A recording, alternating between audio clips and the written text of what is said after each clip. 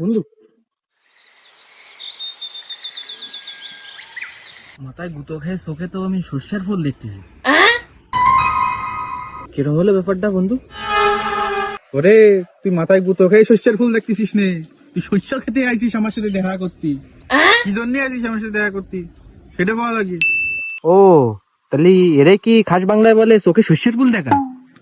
ও তাই তো, এটা তো শস্যের ক্ষেত। তো যাই হোক, তোরে যা বলতে আইছি সেটাই বলি, শোন বন্ধু। জীবন তো নেই, জীবন তো চলে গেছে।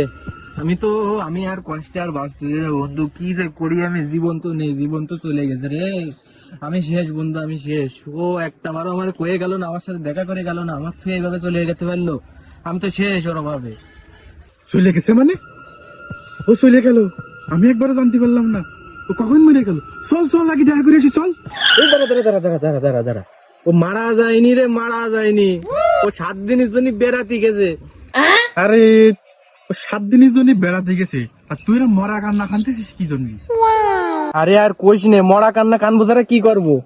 ও এমন একটা জিনিস আমার কাছে নিয়ে চলে গেছে, যার দ্বারা তো আমি আর বাঁচবো না রে। কি এমন জিনিস নিয়ে গেছে? তুই হোসুনি মরে যাচ্ছিস, বাঁচতেছিস না? আরে আর কইস নে, ও আমার ফোনের চার্জার নিয়ে চলে গেছে। এখন আমি কি করবো? ফোনের চার্জার যেমন 20%, এই 20% শেষ মানে আমিও শেষ। হ্যাঁ, চারজনের জন্য মরা কান্না?